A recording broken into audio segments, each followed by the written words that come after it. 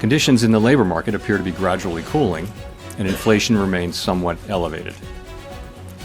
In support of our goals, in light of the balance of risks to employment and inflation, today the Federal Open Market Committee decided to lower our policy interest rate by 1/4 percentage point.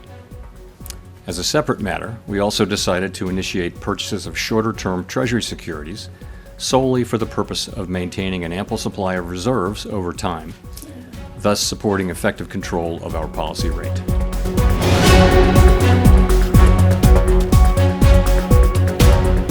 A reasonable base case is that the effects of tariffs on inflation will be relatively short-lived, effectively a one-time shift in the price level.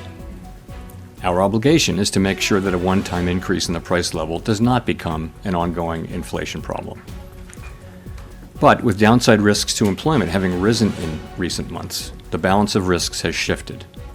Our framework calls for us to take a balanced approach in promoting both sides of our dual mandate.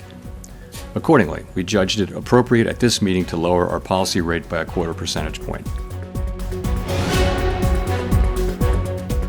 The situation is that our two goals are a bit in tension, right? So, interestingly, everyone around the table at the FOMC agrees that inflation is too high and that we want it to come down, and agrees that the labor market has softened and that there's further risk. Everyone agrees on that. Where the difference is how do you weight those risks, and what does your forecast look like, and where do you, ultimately where do you think the bigger risk is? And you know, it's very unusual to have persistent tension between the two parts of the mandate, and when you do, this is what you see. And I think it's actually what you would expect to see, and we do see it. Meanwhile, the discussions we have are as good as any we've had in my 14 years at the Fed. They're very thoughtful, respectful, and you just have people who have strong views. And you know, we come together and we reach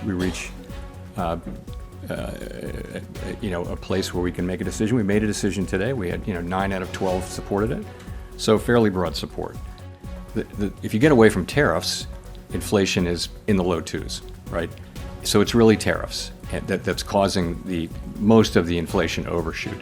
And we do think of those as likely to, in the current situation, as likely to be a one-time price increase. Our job is to make sure that it is, and we will do that job. But right now, you've got this difficult balance, and there are risks to both sides. There's no risk-free path.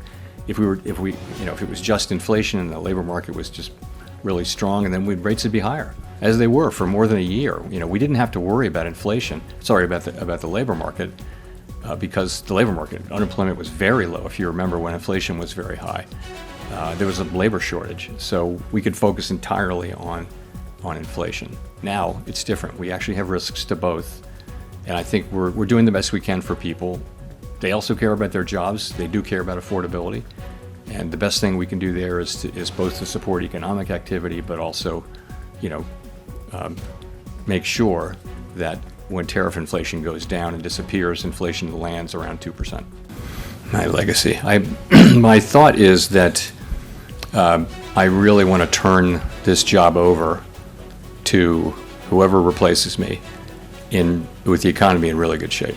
That's what I want to do. I want inflation to be under control, coming back down to 2%, and I want the labor market to be strong. That's what I want.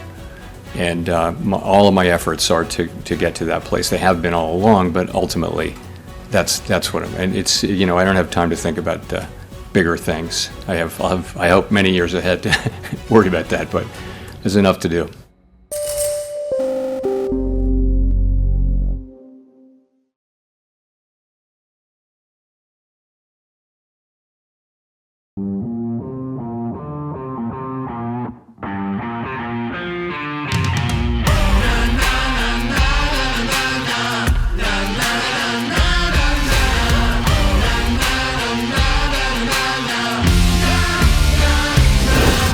Make informed decisions with comprehensive analysis on the go.